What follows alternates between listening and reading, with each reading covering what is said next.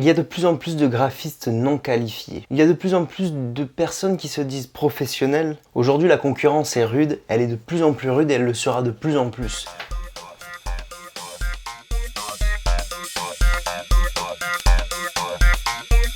Aujourd'hui, le métier de graphiste peut se faire de chez soi. On a la chance de pouvoir avoir ce métier qui nous permet d'être libre géographiquement. Le problème, c'est que on se retrouve avec des personnes qui n'ont pas suivi spécialement d'études ou qui ne sont pas forcément formées au métier du design graphique.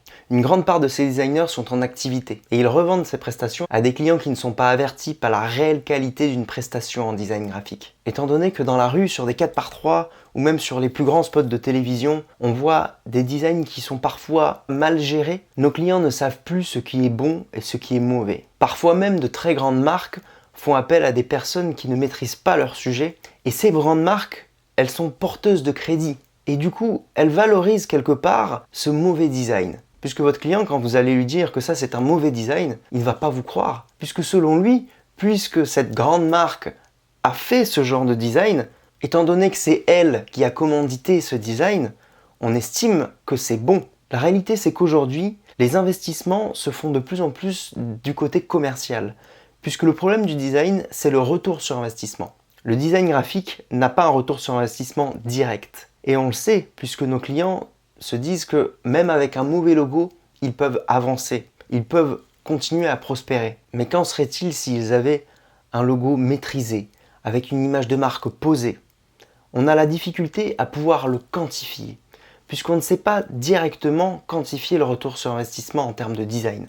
On ne sait pas exactement quel impact va avoir une création graphique sur une personne lambda. On a la difficulté à pouvoir quantifier ce qu'apporte le design à nos clients. Et forcément, c'est ce qui fait que le design peut être un peu dénigré. Si j'ai créé Brainme, c'est pour que des graphistes qui sont aujourd'hui autodidactes deviennent des professionnels avertis.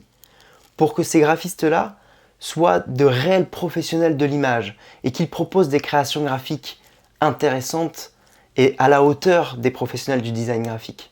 De manière à ce que tout le marché du design soit rehaussé et que les vrais designers, ceux qui le sont au plus profond d'eux-mêmes, soient valorisés dans leur travail. Étant donné qu'il y a de plus en plus de graphistes sur le marché, il faut que tu puisses proposer ta différence. Il faut que tu deviennes spécialiste d'une des sous-parties ou d'une des sous-catégories que propose le design graphique. Tu pourrais être le professionnel du logotype, tu pourrais devenir le professionnel du web design, tu pourrais devenir le professionnel de la carte de visite, tu pourrais te spécialiser en édition, tu pourrais aussi te spécialiser en brainstorming. L'important, c'est d'arriver à trouver ta spécialité.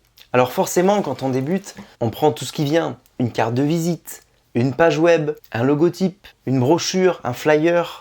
Forcément, quand on débute, on a besoin d'argent. Donc forcément, il faut les prendre. Une fois que tu as travaillé pour plusieurs projets différents, trouve le projet sur lequel tu étais le plus à l'aise. Il faut que tu fasses un focus sur ce projet-là. Et quand tu as trouvé, il faut que tu en parles de manière très spécialisée. Il faut que tu deviennes l'ingénieur de ce projet-là. Il faut que tu développes comme une mentalité d'ingénieur sur ce sujet. Il faut que tu sois le spécialiste des spécialistes. C'est comme ça que tu feras la différence et c'est comme ça que tu pourras aussi augmenter tes tarifs. Puisque quand on est un spécialiste, on est beaucoup plus demandé. Puisque quand on est un spécialiste, on est beaucoup plus rare. Et la rareté se paye. Alors je sais, si tu débutes, tu vas me dire mais je peux pas me bloquer uniquement dans une seule thématique. Je n'ai pas le droit de me couper de toutes les autres entrées qui peuvent arriver à ma portée. C'est difficile, mais ce cap, il est important à faire. Ce cap, il est important pour ton image et pour ce que tu vas devenir. Si tu restes généraliste, tu vas attirer des clients qui sont généralistes et qui vont te ramener des travaux qui sont pas spécialement intéressants et pas spécialement bien rémunérés. Si un client cherche un graphiste pour réaliser son logo, quelle est la première chose qu'il va faire?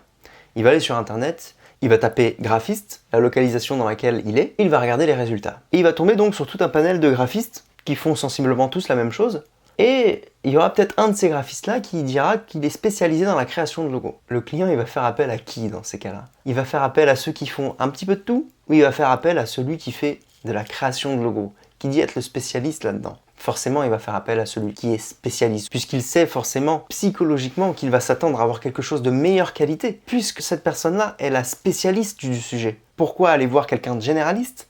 Alors vous n'êtes pas obligé de vous spécialiser sur l'une des thématiques de votre activité. Vous pouvez aussi vous spécialiser sur une manière de fonctionner.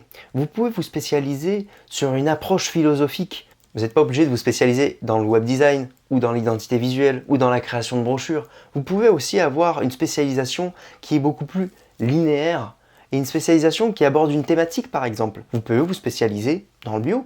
Peut-être qu'aujourd'hui, les clients qui communiquent dans le bio ont besoin d'avoir quelqu'un qui a des connaissances sur ce sujet. Vous pouvez peut-être vous spécialiser dans le vin. Il y en a qui sont spécialisés dans la communication du vin. Il y a pas mal de thématiques qui ont besoin d'être connues, qui ont besoin d'avoir un savoir pour être mieux retranscrites. Et les clients sont toujours à la recherche de quelqu'un qui connaît un petit peu mieux son sujet, puisqu'ils estiment que ça va être beaucoup plus simple à aborder avec une personne qui connaît par exemple le vin. Si on doit créer une étiquette de vin, forcément, ils vont chercher quelqu'un qui s'y connaît un petit peu en vin. Le fait que la personne connaisse un petit peu la thématique, permet justement de fluidifier la gestion de projet et permet de fluidifier la compréhension du sujet. Alors si vous démarrez en tant que graphiste freelance, ce que je vous conseille, c'est de faire 3-4 mois d'activité en étant généraliste, en vous ouvrant à n'importe quelle proposition. Au bout de ces quelques mois, vous faites le point sur les sujets qui vous ont le plus plu, là où vous êtes le plus éclaté, là où vous avez pris le plus de plaisir. Parce que le plaisir est super important dans le travail de graphiste. Si vous ne prenez pas de plaisir à ce que vous faites, arrêtez ce métier. Arrêtez tout de suite. Le graphisme est un métier passion,